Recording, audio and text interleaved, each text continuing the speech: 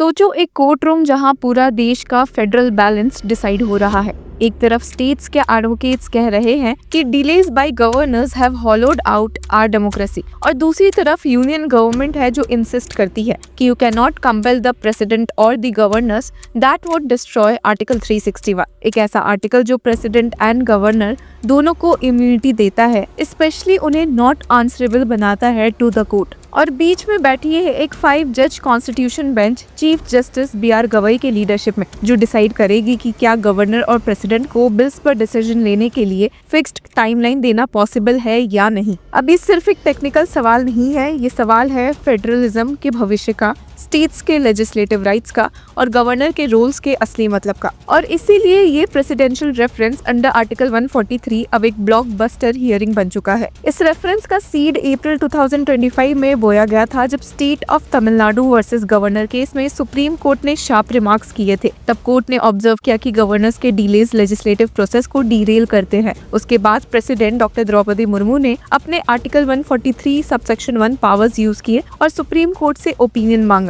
Can judicial orders impose timelines on the president's discretion when dealing with state bills? अब इसी सवाल का जवाब ढूंढने के लिए सुप्रीम कोर्ट का कॉन्स्टिट्यूशन बेंच रोज एक नया चैप्टर लिख रहा है। हियरिंग में सबसे ज्यादा स्पॉटलाइट में रहे सीनियर एडवोकेट अभिषेक मनु सिंघवी, जो तमिलनाडु गवर्नमेंट की तरफ से अपीयर हुए। उनका एक ही कोर आर्ग्यूमेंट था कि अगर आप गवर्नर्स को ब्रॉड डिस्क्रिप्शन दोगे तो वो सुपर सीएम्स बन जाएंगे, जो कॉन्स्टिट्यूशन ने कभी इमेजिन ही नहीं किया। उन्होंने कहा कि the concept of broad description will only create chaos, refers back to constituent assembly debates। यानी फ्रेमर्स ने क्लियर किया है कि गवर्नर्स एक कॉन्स्टिट्यूशनल लिंक है, लेकिन उनका काम स्टेट असेंबलीज को ब्लॉक करना बिल्कुल भी नहीं है। इसी पॉइंट पर जस्टिस पी.एस. नरसिम्हा ने एक पॉइंटेड क्वेश्चन पूछा, जो पूरे डिबेट का कोर है। When the Council of Ministers insist on assent and the bill is impinging on constitutional provisions, are you saying there is no such option for him but to grant assent? Simple शब्दों में, अगर एक bill constitution के against है तो भी governor मजबूर है साइन करने को। सीनियर एडवोकेट सिंघवी का जवाब था crystal clear.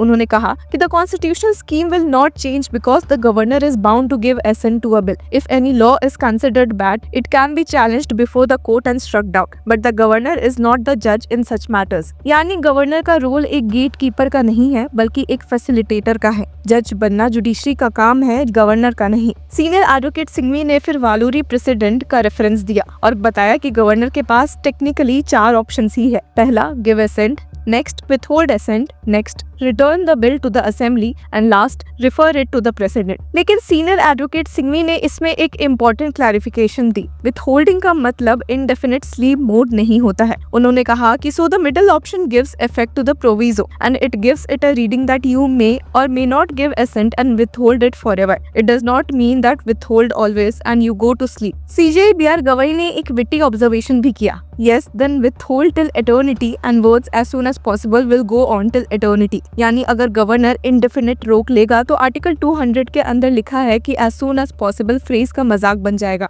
Senior advocate Singhvi ने एक और लूप होल हाईलाइट किया। कुछ इंटरप्रिटेशन के हिसाब से एक गवर्नर ऐसा बिल भी रिटर्न कर सकता है जिसमें वो ऑलरेडी एसेंट दे चुका हो। इसको उन्होंने एक फॉल्स डाइकोटोमी कहा और बोला कि कॉन्स्टिट्यूशन ऐसा अलाउ नहीं करता। सीजे बी.आर. गवई ने इस पॉइंट पर रिमार्क दिया, at times hard fact bring a good law. मतलब कभी कभी हार्ड केसेस ही नए लीगल क्लैरिटी का रास्ता खोल देते हैं। डिबेट का एक और कोर एंगल था वर्ड प्ले पर, may versus shall. Senior advocate Singhvi ने क्लैरिफाई किया कि may is linked only to a specific part of the proviso and not the first or third options available to the governor. The governor has 3 options and may arises only in the second option, where the bill can be return to the assembly for reconsideration or sent to the president but not withheld forever. उनका emphasis था कि अगर assembly एक bill दोबारा भेजती है reconsideration के बाद, तो गवर्नर बाउंड है एसेंट देने के लिए। यहाँ डिस्क्रेशन 0 हो जाता है। सीजे बी.आर. गवई ने एक क्रूशियल ऑब्जर्वेशन भी किया। They are saying legislature can choose not to send the bill ahead and then the bill falls through, but the governor cannot do that। Senior advocate Singhvi ने अग्री भी किया।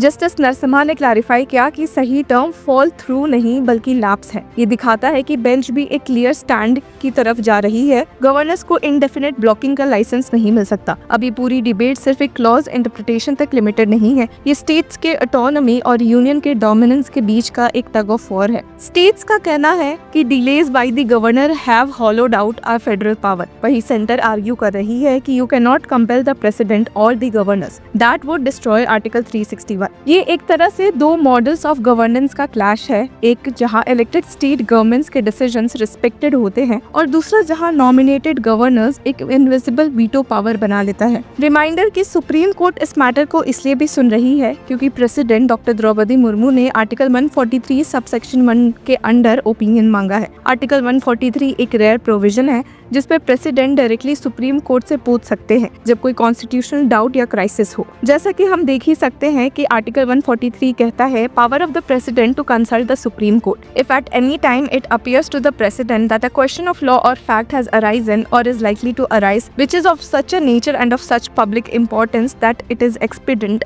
To obtain the opinion of the supreme court upon it, he may refer the question to that court for consideration and the court may after such hearing as it thinks fit report to the president its opinion thereon। ये इस बात को और भी historic बना देता है कि राष्ट्रपति भवन ने खुद एक्नॉलेज किया है कि एक मेजर कॉन्स्टिट्यूशनल एम्बिग्विटी है जो सॉल्व करनी ही पड़ेगी। अपने कंक्लूडिंग सबमिशंस में सीनियर एडवोकेट सिंघवी ने बोला purposive interpretation has to be applied and the focus of the proviso is on withholding assent which can not be considered meaningless. It would be contrary to previous constitutional bench rulings to make bills fall through simply because the governor withholds assent and the state does not send it back। उन्होंने warn भी किया कि अगर indefinite withholding allow हुई तो governor practically एक super CM बन जाएंगे जो कॉन्स्टिट्यूशन के फेडरल डिजाइन के खिलाफ होगा। अभी हियरिंग खत्म नहीं हुई है, मैटर नेक्स्ट ट्यूसडे यानी 2 सितंबर के लिए लिस्टेड है। लेकिन एक चीज क्लियर है कि ये जजमेंट लैंडमार्क होने वाला है। क्या supreme court clear timelines prescribe करेगी जहां गवर्नर और प्रेसिडेंट को विद इन वीक्स या मंथ्स अपना डिसीजन देना होगा, या फिर कोर्ट इस एम्बिग्विटी को छोड़ देगी और फ्यूचर केसेस पर डिपेंड करेगी? जब जजमेंट आएगा तब वो डिसाइड करेगा कि स्टेट्स के लेजिस्लेटिव बिल्स एक स्मूथ डेमोक्रेटिक प्रोसेस में चलेंगे या फिर गवर्नर्स के टेबल्स पर इनडेफिनेट पेंडिंग रहेंगे। एक तरफ है फेडरलिज्म की प्रोटेक्शन, दूसरी तरफ है constitutional immunity of governors and president. Supreme court अब इस रेजर्स एज पर वॉक कर रही है और जैसा सीजे बीआर गवई ने कहा भी कि at times hard facts brings a good law, तो शायद ये ही वो हार्ड फैक्ट है जो नए फेडरल लॉ का बेस बनेंगे। तो व्यूअर्स आपकी क्या राय है हमें कमेंट सेक्शन में जरूर बताएं और तब तक के लिए कीप फॉलोइंग लॉ चक्रा।